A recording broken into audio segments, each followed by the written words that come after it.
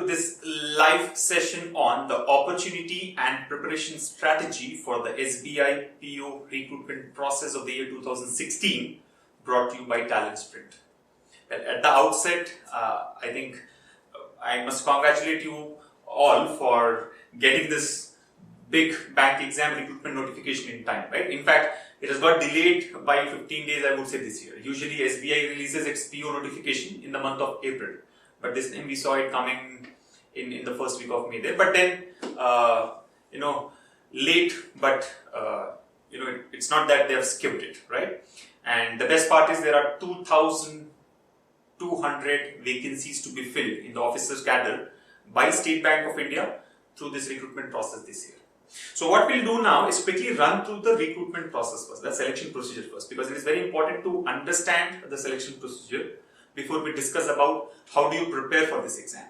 Alright, so let us quickly look at the selection procedure and then we will talk about those individual subjects like quantitative aptitude, reasoning, English language, etc. and what do you have to do on a daily basis especially, right? So that you can maximize your chances of selection. Alright, exam, like you all know, is on 2nd of July. It starts on 2nd of July. I think, let me quickly announce the important dates. I'm sure all of you have a copy of the notification there. But if you look at it, the application starts or has started on 4th of May. The last date to apply is 24th May. 24th May. I would strongly recommend that you complete your application process for this exam at the earliest possible. Because usually we see that, students who leave it for the last couple of days fail to complete their application. Right? It is obvious that the traffic on SBI's website is heavy and server slows down, your application doesn't get submitted, or you may have some other issue. So in order to avoid that, the best time to apply is right now. Just complete your application at the earliest possible. I mean, once you finish the session, complete the application. I'm sure most of you would have already done it, right? It will be great if some of you or all those who have completed it can comment the same in the chat so that we know how many of you have finished it. Right? Don't delay your application process. It's already 11th of May today, so we have about 2 weeks left. But don't wait for don't wait anymore. Complete your application at the earliest. And then if you look at the dates of examination, this is going to be a 3-phase recruitment, right? Phase 1 is going to be a preliminary examination, which starts on 2nd July, right? Starts from 2nd July, and the last date is 10th of July. So 2nd, 3rd, 9th, and 10th. So the first 2 weekends in the month of July will be reserved for the SBI Clerks preliminary examination.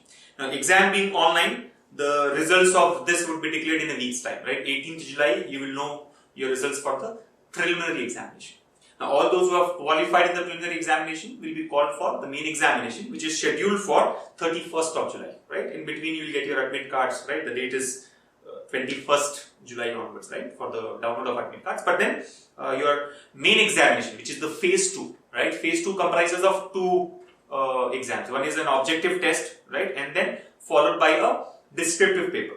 This will be done on 31st of July, right, 31st July 2016. Again, exam is online, so you don't have to wait for a long time to get to know about your results. The results will be declared on 16th August, right? 16th August, you'll get to know how many of you have made the cut and gone for the next level, right, which is group discussion and interview. And the group discussion interview starts on 1st of September and the final results will be declared on 30th of September. So I think this period from today till 30th of September is very, very important for you, right? And you have to focus and drive all your energy towards this SBI PO examination. Alright? So I think those were the important dates. Let us now quickly look at the selection procedure, right? Let us discuss the changes that they have done in the selection procedure here, and then learn about the preparation strategy. All right. Pallavi Yadav, I think I'm just picking up one question. That Pallavi Yadav says, is the main exam going to be tough? Yes, of course it is going to be tough. It is not going to be easy. I'm like being very straight here. Let me not tell that it is going to be easy. It is going to be difficult. And given the changes, it shows that they are going to increase the difficulty level, right? Because earlier we used to have 36 seconds per question on an average when you go for a main examination of SBI or any other exam for that matter, right? But now you see there are 200 questions, there are not even 200 questions, there are less number of questions with 3 hours of time, right? 3 hours of time. So definitely the level of questions is going to go up. But you need not worry. If you prepare with the right strategy, with the right companion, you will definitely improve your chances. Okay. So what I'm going to do now is share my screen with all of you and discuss about the selection procedure. So here we go. Here's the phase 1, right? The phase 1 is preliminary examination. Okay, phase 1 preliminary examination, like I've told you. Now there are 3 sections which are going to be tested here, right? Section number 1 is English language, right? Then we have quantitative aptitude, and the third section is reasoning ability. Now look at the number of questions: 30 questions from English and 35 questions from quant and reasoning each. Alright, so total we have 100 questions. 30 plus 35 plus 35, 100 questions for which we'll have 100 marks, right? Basically each question carries 1 mark. 30 questions, 30 marks. 35 questions here will have 35 marks, and the other 35 questions from reasoning will carry a weightage of 35 marks. So the point is, each question carries a weightage of 1 mark, and altogether we'll have a paper for 100 marks. So 100 questions, 100 marks, and the composite time given to you is 1 hour. Now what does this mean? 60 minutes. You have 60 minutes to attempt 100 questions. So that brings it down to 36 seconds per question. Yes or no? 60 minutes on 100 questions. So 36 seconds per question.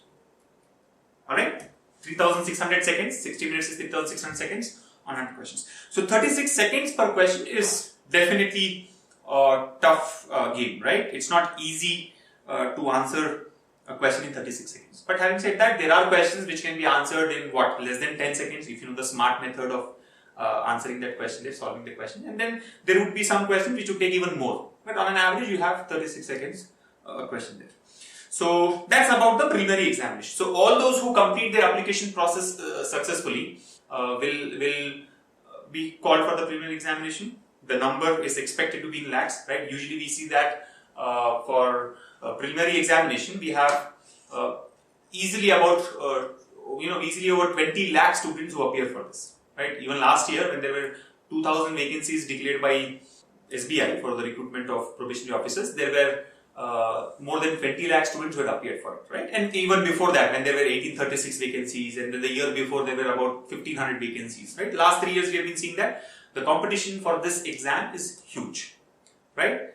Now, what is the reason for that high competition? Let me just come back to the screen. We will, come back to the selection procedure. Don't worry about it. We have just discussed about the preliminary examination, and we'll also look at the cutoff and all that part, right? I mean, you must be aware that you have to qualify in each of these sections. It is not a overall exam which has to be cleared, right? Each section will have its own cutoff score. You have to score more than that, and also you have to clear the overall cutoff out of 100 marks. Only those who clear all these 4 numbers would be called for the main examination.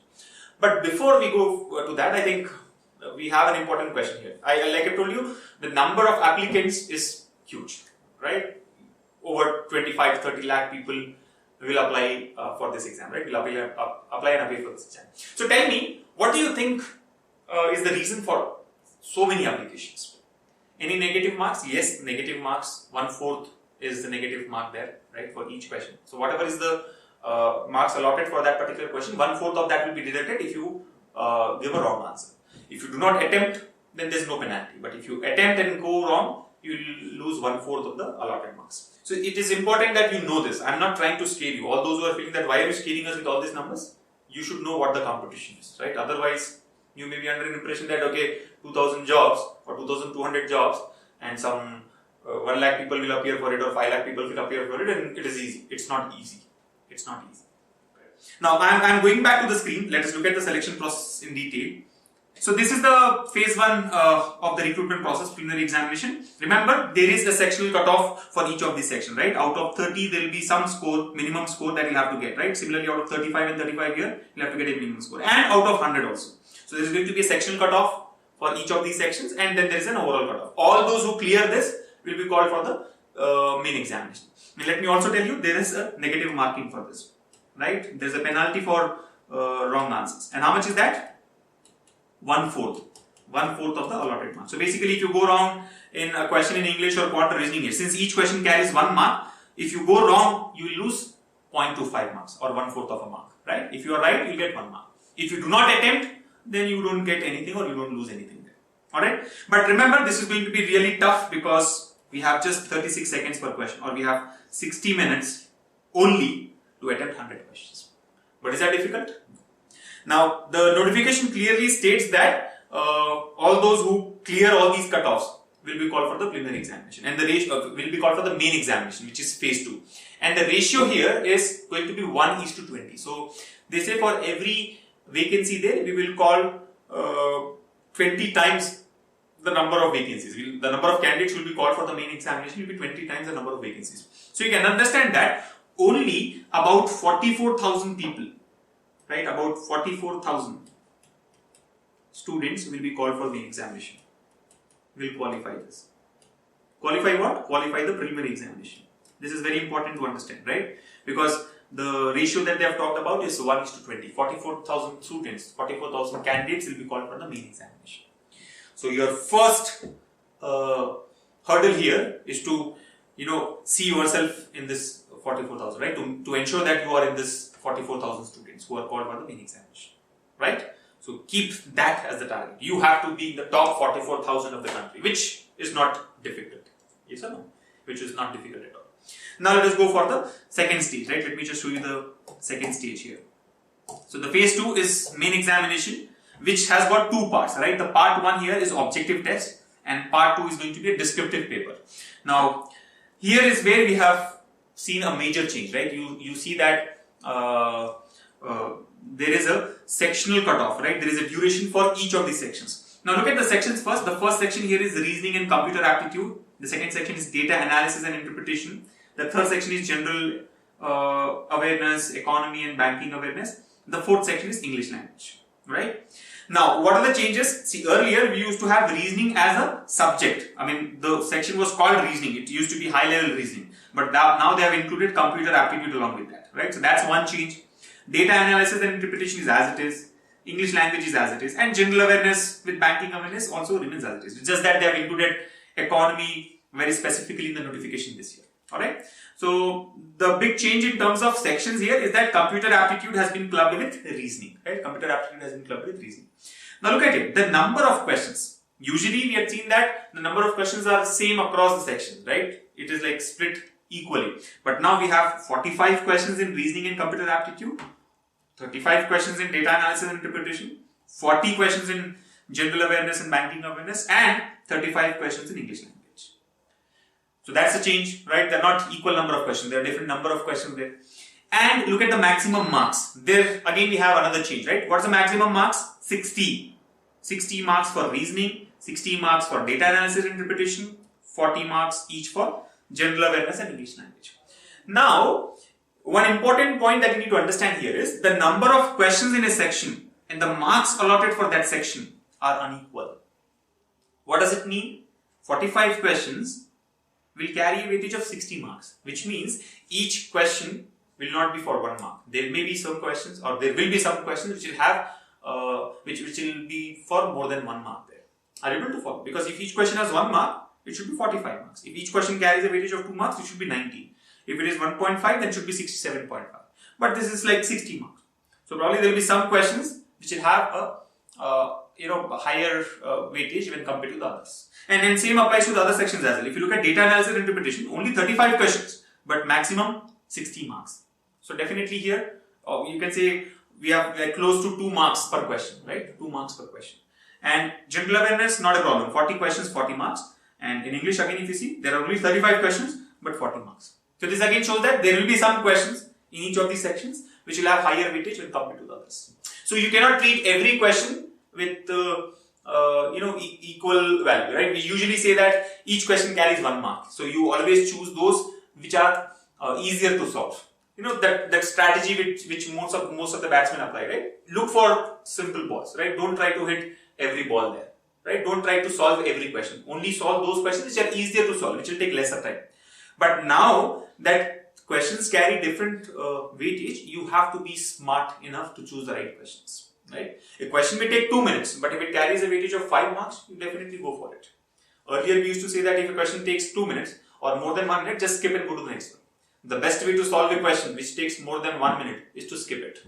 But now that does not hold true, right? That doesn't hold true anymore, right? You have to look at the marks allotted for that question and then take a decision, right? And now look at the duration, which is again, which actually is the most important change here. Each section will have its own time limit. So 60 minutes for reasoning and computer aptitude, 45 minutes for data analysis and interpretation, 35 minutes for general awareness, and 40 minutes for English language.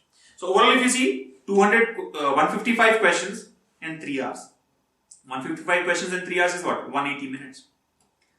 So as against 36 seconds per question, now you have more than a minute per question, right? 155 questions and 180 minutes. So that's like almost, I would say, 72 seconds per question, right? Close to 70 seconds per question. So this clearly shows that the complete scheme of main examination is changing. Not just the number of questions per section, but the marks per question, and also the time section is prefixed, unlike the previous exams.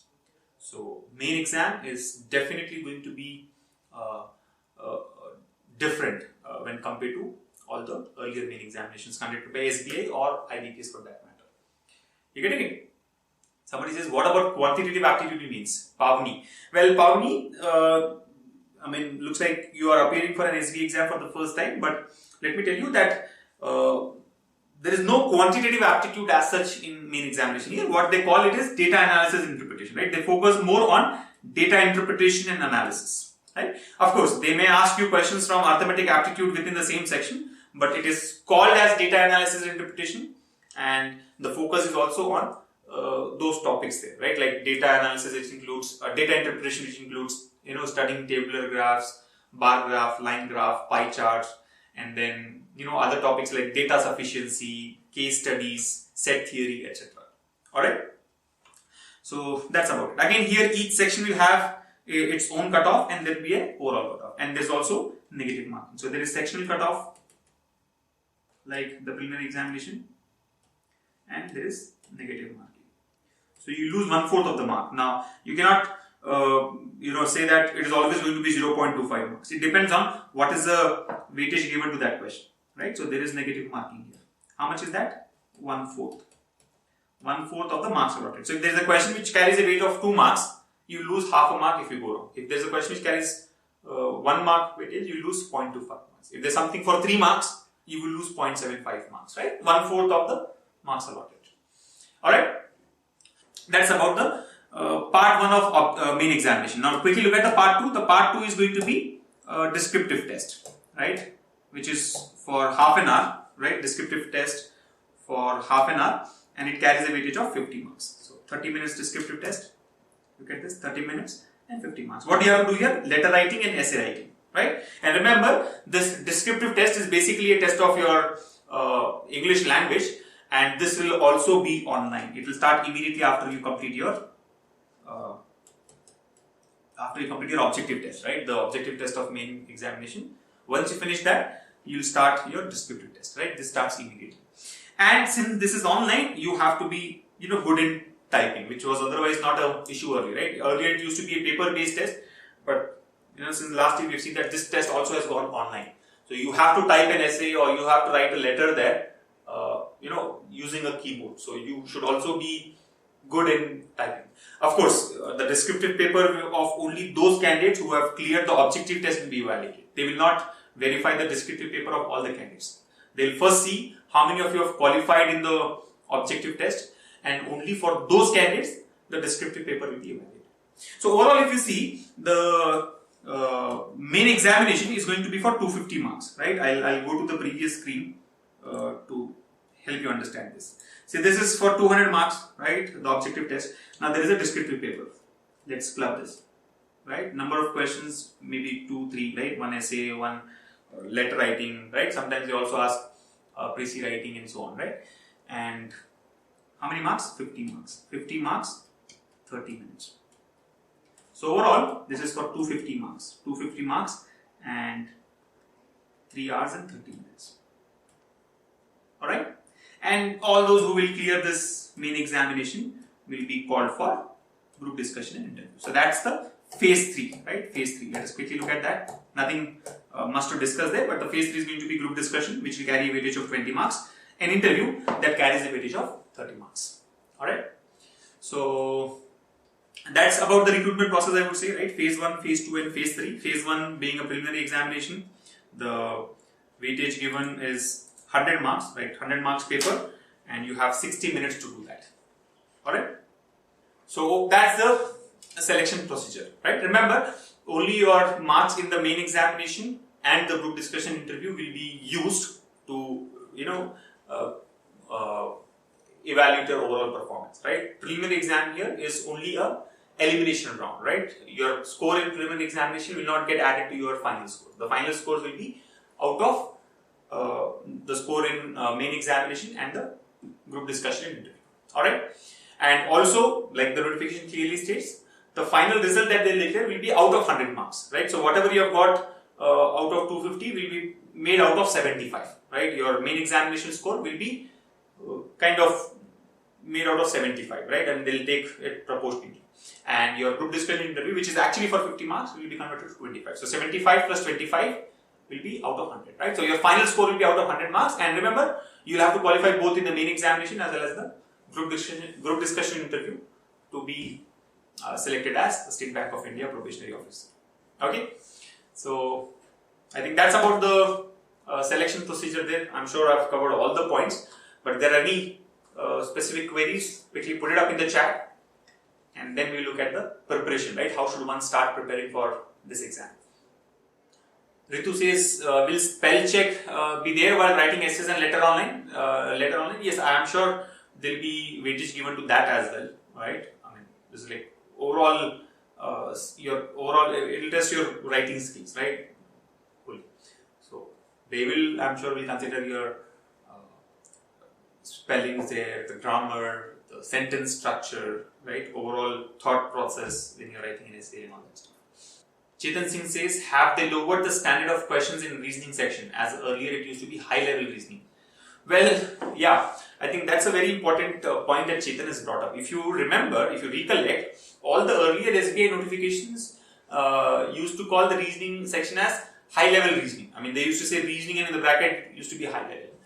So that those two words high level are missing in the notification, but that does not mean that the level of questions or the level of, the standard has been lowered. No. Given the, ratio of number of questions and time allotted there, I'm sure questions will be of high level, right? There will be high level questions, right? Machine input output, syllogisms, and blood relations, coded inequalities. All these are very important topics from reasoning, right? So you have to focus more on these topics, right? Which are usually like 5 marks questions, right? 5 questions with a common data, and get to know the right approach, right? You should know the right approach and the smart ways of answering such questions. Preeti says, does work experience add any weightage? At least not for the, for clearing this first 2 phases, right? So, nothing to do, your work experience will not add any value to your preliminary and the main examination. Where when you go for group discussion interview, it does. I think, they may consider your work experience. Is there marketing in general awareness section like previous year? They actually used to call it as general awareness and marketing. They have not used the term marketing this year in notification. But don't worry, we have content for that. Just go through it once and you should be able to answer questions, if any, marketing section, right? If they ask questions from marketing there. Okay, there's one question from Monica Sahu. I'm quickly trying to address all these questions and then we'll look at the preparation strategy. So just hold on for that. General awareness would be for last 2 months, where you cannot go with these kind of this mindset. Like don't predict the paper. Don't try to predict the paper. I'm sure. I understand that you're talking about current affairs there, right? That they'll focus on current affairs of last 2 months. See, you should. I think from what I understand from our general awareness experts, you should prepare for at least last 6 months, right? You should be fully updated with the affairs of the last 6 months. So don't just restrict it to last 2 months, right? And you never know. It's like not predictable, right? Not something that can be predicted. Alright, so I think we are done with the preparation strategy. The selection procedure there. Let's quickly spend some 10-15 minutes on what you should prepare and how should you prepare for these different sections, right? We'll primarily focus on the preliminary examination here, right? Because that's the first round, right? That's the first phase that you have to clear. So let us look at those three important sections, right? You know that preliminary examination will consist of quantitative aptitude. In fact, I would like you all to answer these questions, right? There's no point in me explaining about all this, but quantitative aptitude, reasoning ability, right? And English language. And the third section here is English language. Now you know that this will have 35 questions, and 30 questions. So altogether 100 questions, time given is 60 minutes, alright? So tell me, which one do you think is the most difficult part here, right? Is it quantitative aptitude or reasoning or English language? Why do you think so? And what do you think can help you score more in this exam, right? You know that the competition is for 100 marks, 100 questions, right? 100 marks, and the allotted time is only 60 minutes. So what should you do for each of these subjects that can help you score more? And see, if you look at, if you compare the preliminary examination with the main one, there's hardly any difference. Of course, in terms of the scheme of it, I mean, the way the exam is conducted is different, but then in terms of syllabus, it is largely the same, right? You have same quantitative aptitude, which is called data analysis and interpretation for the main exam. Reasoning ability is reasoning ability, and computer aptitude in the main exam. English language remains English language, right? There will be one extra section which is general awareness, banking awareness, and your knowledge on economy and all that stuff, right? So that is one extra section, but remaining three are the same, right? Of course, with different number of questions, each section will have its own duration, right? Prefixed duration and different level of question. But syllabus in terms of the topics that will be covered will remain the same, right? So let us focus only on these three sections. We cover complete preliminary examination and a large part of your main examination, right? Now, let me quickly talk about the topics that you have to focus on, right? I would not say I would not suggest skipping any topic during your preparation, right? I mean, I'm sure many of you have this idea that I will not prepare on a few topics which are not important for this exam. But if you ask me honestly, there is nothing that is important or nothing that is not important when it comes to bank exams. If they have not asked questions from mensuration in the last 3 years, does not mean that they will not ask this year. They can ask you questions on mensuration this year. If they have been asking more questions on data interpretation till last year, does not mean that this year also they will ask more questions on data interpretation. It can change, right? Like I've always said, the most predictable point about bank exams is unpredictability. You never know, right? You never know. So if you ask me what should I focus on, which topic should I focus on, I don't know. I'm being very, at least I don't know. If there's someone who says he knows that these are the important topics, I mean, it has to be the paper setter. Only if the paper setter says these are important topics, you can probably believe. Otherwise, don't go with all those ideas, right? You have to prepare each and every topic that comes under quantitative aptitude or reasoning ability or English language for that matter. You cannot take any chances. You cannot leave any stone unturned. Are you able to follow? So what is covered in quantitative aptitude? Starting from numerical ability, right? Like simplifications, approximations, number systems, number series, LCM and HCF, then percentages, profit and loss, simple and compound interest, ratio and proportions, allocations and mixtures, ages and partnership, time and work, time and distance, mensuration, permutations and combinations, probability, data interpretation, data sufficiency, case-led, set theory. This is the syllabus. I've listed out all the topics. Nothing has been skipped here, right? So you can probably slow down the video. I mean, you can pause the video and note down if at all you want to do, right?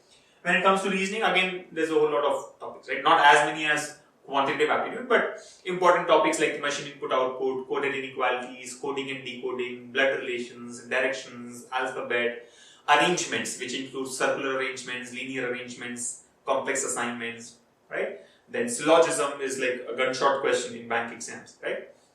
And critical reasoning, right? Which is like statements and assumptions, statements and arguments, statements and inferences, cause and effect, course of action, etc. And English language again has a list of topics like finding errors. Finding errors is very, very important, right? Finding errors, jumbled sentences, fill in the blanks, and reading comprehension, and close passage, right? one word substitutes, or what can make a sentence better, right? Substituting what can make a sentence better, etc. So that's about the syllabus, that's about the topics that are there, right? And like I've told you, I would not suggest a set of topics that you have to focus on, or I would not say that these are the topics that you can probably avoid in your preparation. No, prepare everything there, right? You should learn all the concepts, all the shortcuts, all the methods, right? And the smart ways of answering these questions, right? Which are all available through videos in the Talisman program. Let us focus on what should you do with respect to the subject so that you can maximize your chances in that limited time of 60 minutes, right? And very importantly, like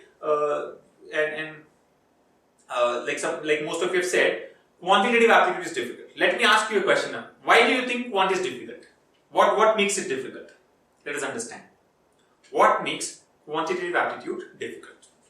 All those who have felt quant was difficult, I want them to answer this. So I think everybody there has got the right answer, right? They say calculation is the problem. And that actually is the problem. Yes. The reason why you find quantitative aptitude to be time consuming, the reason why most of us are left behind in this section, the reason why we are not able to get a good score in quantitative aptitude is not because of your lack of knowledge about the shortcut formula. It's not because of anything else. The only reason is because we are weak in calculation. Let us understand, every question in quantitative aptitude involves calculation. Yes, sir? And that is where we get struck. Why is it time consuming? Not because you don't know the shortcut formula. All of us know the best of formula, right? There's nothing secret, right? All of you will know the SMART method. I'm sure all of you will know the SMART method today or tomorrow, right? Before you go for the exam. But what we fail to do is work on the right tool. The reason why most of us are getting stuck here is because of that simplification of numbers, right? You know the shortcut formula, but just knowing the shortcut formula will not help, right? Once you know the shortcut formula, you'll have to substitute the values, do that calculation and mark the answer. And this stage takes a lot of time. See, when you are solving a question, there are different stages, right? You first read the question. Sometimes you may have to read the question, to understand it properly, right? Unless you understand the question, you cannot start. So read the question, understand the question, maybe think about the formula or the method there, then substitute the values, do the simplification and mark the answer. So if we say these are the different stages while answering a question, the most complex stage is simplification, right? Doing that calculation. And it is not complex by nature. We are making it complex because we don't practice on calculation. Let me give you a simple example to understand this. How do you calculate simple interest? What is the formula for simple interest? Can you tell me what is the formula for simple interest? I'm sure all of you are aware of this. I mean, that's like the shortcut formula, right? Simple interest. How do you calculate simple interest? Yeah, PTR by 100. I think everybody says PTR. Chetan Singh says effective percentage change. Well, effective percentage change can be applied for compound interest. We can also use percentages concept for simple interest as well. But if you look at the formula, it's like PTR by 100, right? Everybody, right? Aman, Yatan, Bindu, all of you say that it is PTR by 100, which is correct, right? So that's like the shortcut formula, right? Let's say that for a given question, you know the shortcut formula. Now in the exam, there comes a question, right? Principal amount is given, time period is given, rate of interest is given. He is asking you to find out the simple interest. PTR, all these three values are given to you. You are supposed to calculate the simple interest. Now tell me, will you all be able to solve this question? I'm sure your answer is yes. All of us can answer this question. Not difficult at all, right? We know the formula. All of us know the formula PTR by 100. All of us have been given those three values, PT and R. All you need to do is substitute, do the calculation and find out the answer. And you will get the correct answer. I'm sure all of you will be able to solve it and you will get the correct answer. Now comes a very important question. Tell me, will all of us get the answer exactly at the same time? All of us have started. Now, you have read the question, you have understood the question, all the three values are given to us. Same values, same principle, same time period, same rate of interest is given to all of us. Same question, what is a simple interest? All of us will do the calculation and mark the answer. All of us will get the right answer, no doubt about that. But will all of us get the answer exactly at the same time? If let's say Pavani has taken 10 seconds, will Vikram also take 10 seconds? No, he may take 15 seconds. If Vikram has taken 15 seconds, will Lalita also take 15 seconds? No, Lalita may take 20 seconds. Some may take 30 seconds. Maybe a couple of you will get the answer in just 5 seconds. And there are few who will take 1 minute to arrive at the answer. So what do you understand from this? See, everything is same, right? Same principle, same time period, same rate of interest, same formula. And fortunately or unfortunately, all of us are from the same planet. It's not that a few of us have come from Mars, so we have different abilities and we are able to do the calculation like a calculator. No, all of us know that, right? Then what is that creates this difference, right? Why is that we are getting answers at different points of time? It is because we are different when it comes to the way we do our calculations. Simple question. but different time. I'm not talking about something complex. If it is complex, then there are other variables. Some of us will understand the question, some of us will not understand the question. Some of us will take less time to understand, others will take more time to understand. So because of these variables, again there will be differences. But in a simple case like simple interest, where the formula is very simple, PTR by 100, values are given to you, you have to get the answer, we take different times. The simple reason is because we are very, very bad when it comes to calculation. And who will win? The person who has got the answer fastest. You cannot say that I also have got the right answer. You will say no. He's already come to me with the answer and he gets selected. I mean, if you look at, the overall selection procedure there. So you have to be really very, very quick. And for that to happen, you have to focus on your calculations. If I ask you what is 12 into 18, all of you will multiply and get me the answer. But most of you, or I would say most of us, do it on paper. And that is what is, leaving you behind.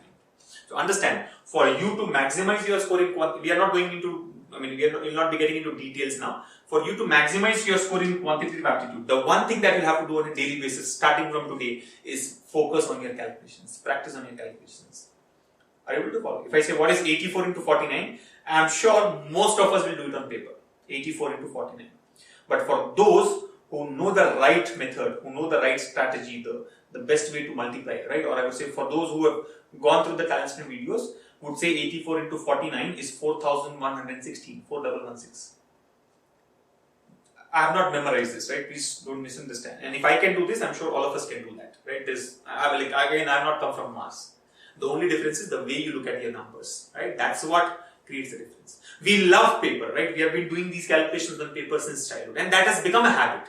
I would not say you are doing it intentionally. It has become a habit. It's something which you have done over, for last 10-15 years. Is a habit now, and habits die very hard, especially bad habits. So doing calculations on paper is a very bad habit, and that's what you have to work on. And you have enough time to do that, right? Most of you are asking me, is 1 month enough or 2 months enough for the exam? Enough if you do the right things. Are you able to follow? You have to do the right things. And that right thing when it comes to quantitative aptitude is to focus on your calculations. Check it yourself. See, it's simple. Just check it yourself. So, in simple words, if you want to improve your score here, or if you think this is difficult, it is difficult because of your inability to do calculations without paper. Let me put it that way. Right? Practice on calculations, this gets simple.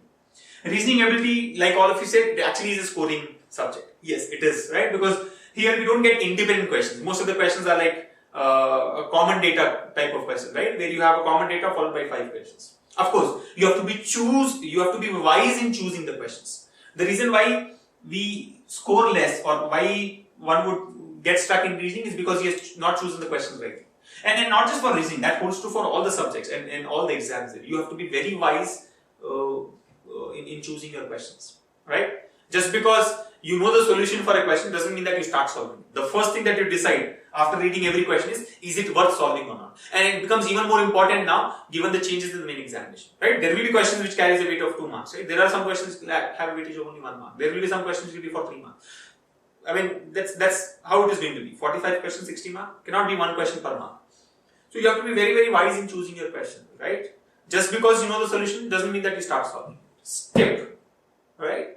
One of the best methods to solve many questions in exam is skip. And you should know which type of question you have to skip, right? I'm telling this out of experience, right? Why we get stuck, why do we think paper is time consuming? Is because we don't know the right questions to be answered, right? He has given you 100 questions, but that doesn't mean that you'll answer all the 100.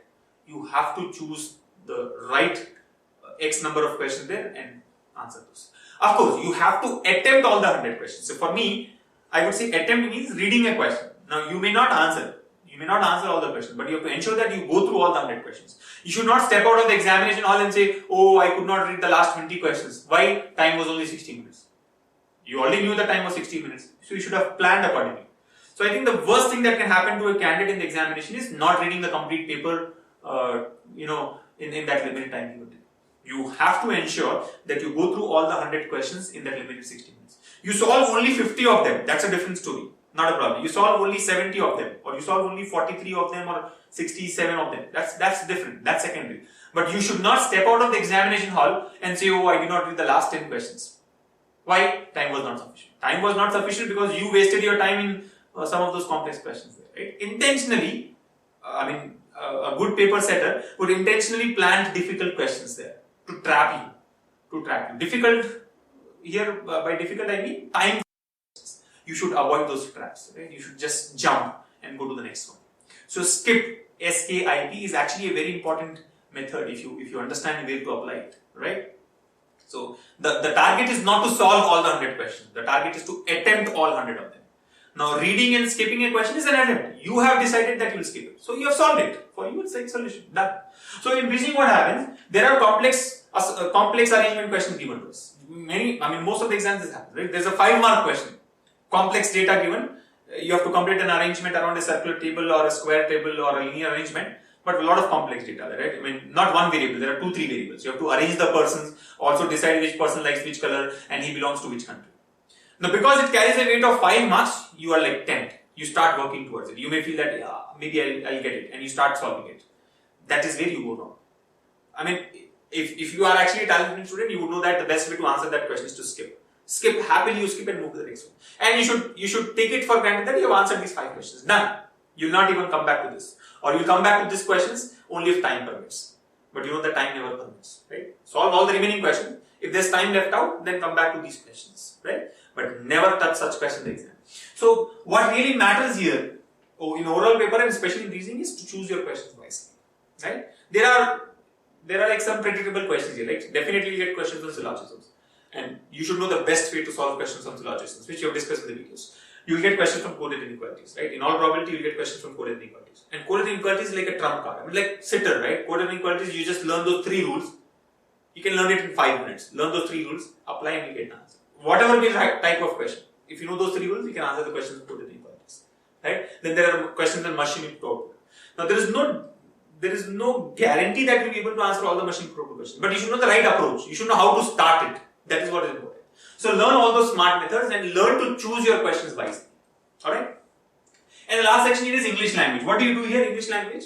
See, what I've heard from Sylvia and Aviv, our trainers, expert trainers on English language, is that directly or indirectly, if you see, most of the questions here are based on vocabulary, or at least half of the questions are based on vocabulary. It may not be pure synonym antonym question, but there are questions where, having a rich vocabulary would actually help you understand what the right answer is, right? So, like in quantitative aptitude, I have told you, spend time on calculations. Every day you have to practice on calculations. Here I think every day you should ensure that you learn at least 20 new words for the remaining time, right? If the exam is on 2nd July, from today onwards till 2nd July, right? Whatever 50 days that we have, right? 51 days that we have. Ensure that you learn 20 new words every day, right? And just learning is not enough. You should again remember most of the students say that I have learned 20 words today, but tomorrow I forget the meaning. So that makes no sense. That's like, pointless. You should ensure that you use it in your communication and you understand the usage of the word, the synonym, antonym, and remember it, at least till the exam gets over. For the sake of clearing that exam there, right? And just do a little math here. 20 words a day for the next 50 days, your vocabulary would enrich by 1,000 words. Wow, 1,000 words? Yes, that's good, right? Now, one cannot be perfect in vocabulary, but you have to do the best possible, right? So at least 20 words a day. Now, where do you get these words from? Read newspapers. Why should you read newspapers? Not just for the vocabulary. Overall, your vocabulary would improve, your communication would definitely improve, and you know that there is a general awareness and current affairs section in the main examination. How do you prepare for that? You will not start preparing for that after your prelims exam get over. Let me mention that, right? If you think that you will start your main exam preparation only after the prelims get over, you have already lost it, right? You should keep the end in mind. Right? And you know that main examination will have a section called as general awareness, where there's a lot of weightage given to current affairs. So from today onwards, you should ensure that you spend time on calculations, at least 45 to 60 minutes a day. Now don't ask me how. We have a speed maths video which will help you learn all those interesting techniques that can help you do these calculations faster. So spend time on calculations every day. Reasoning anyway, you have to practice different types of questions there. Learn at least 20 new words a day and read read 2 newspapers a day. One should be a general newspaper, the other is a business newspaper. Because when it comes to bank exams, the type of questions asked, and this year they are very clearly, mentioned that questions will be on economy. So you have to go through at least one business newspaper, right? Like the Business Line or something on a daily basis. Again, when I say read newspaper, doesn't mean that you read all those news given there, right? All the pieces of information given there, or line by line. No, you should know what is important for your exam, and accordingly you have to prepare. Right? Just don't go to the page 3 directly or the sports page directly, which most of us tend to do, right? You should start analyzing what is important for your exam, what can actually help you, and read those kind of articles. All right. So I think that is what is the way you should start working towards it. All right. Just don't keep solving questions. That will not help. Here, for you to score more, you should be working on your calculations. For here to score more, you should be working on your vocabulary. In general awareness, you should be working on your knowledge of current affairs. Right. Similarly, in reasoning, you should know the SMART methods. So, focus on these important areas there and start working towards it. When? Not from tomorrow, from today, right? From today. This is the right time, right? This is the right time. This is the best time to start it. Okay? So that's about it. Now when it comes to time allocation for these sections, of course, for main examination, we need not worry about that, but I'm sure a lot of you will have concerns about the time allocation, 60 minutes, how do you split across these 3 sections, and which section should you start with and all that. We will discuss when the right time comes. I don't think this is the right time to work on that, right? The exam is in July. Before that, we'll have another session where we'll discuss about the exam strategy. What should you do in those 60 minutes? What kind of questions you must attempt? What kind of questions you must skip, right? Which section should you start with? And how much time should you spend on each of these sections, right? And all that will be covered in another session, so don't worry about that. What you should start focusing now is on your preparation, right? So complete your preparation, which is like learning all the concepts, shortcut, formulae, techniques, SMART methods, and keep practicing. So overall, if you ask me, what is the best shortcut, or what is the fastest shortcut to clear bank exams? There are 3. There's not one. There are 3. Practice, practice, and more practice. There's no other shortcut. All right, and just practicing will not help, right? You have to practice the right way, with the right strategy, with the right tools. So Talent Sprint is one option there available for you. You can explore about our programs on our website, which is talentsprint.com/bank. I repeat, talentsprint.com/bank, or you can call our toll-free number for more details about the programs. I'm sure students who have already enrolled for our programs can help others, right? If they have any specific queries, because you will be the best judge, right? You will be the best person to talk about our program than me or anybody else from our side talking about it, right? So please help others who have queries, and all the very best. I think, remember, complete your application at the earliest, don't delay it anymore, and start your preparation now. Because the early you start, the better are your chances. Okay? Now with that, I would like to close the session. I think we have covered all about the selection process and your preparation strategy over the next 2 months. We'll keep meeting again every Wednesday at 6 p.m. with sessions, with these kind of free sessions, right? You can get to know about the details through our Facebook page and the YouTube channel, right? But remember, irrespective of whether you join for a session or not, whether you join Talent Sprint or not, keep practicing, right? That's the best way to crack these exams. Okay, so thank you once again for participating in this session. We'll meet again next Wednesday at 6 p.m. The details of the session will be available on the Facebook page. And till then, keep practicing and take very good care of yourselves, right? And all the very best for the SBI clerks and the SBI Q exams this year. See you.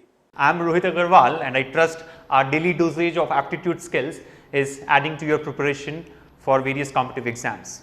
And here's another one for you, where we shall look at a question that can be solved much faster with the common sense than the conceptual approach. Let's look at the example. In this session today, we are going to look at a super technique to solve frequently asked question from percentage. So at the end of this video, you will be able to solve these type of commonly asked questions from percentages in a jiffy. Let's look at the question first. If A's salary is 25% more than that of B, then by what percentage is B's salary less than that of A?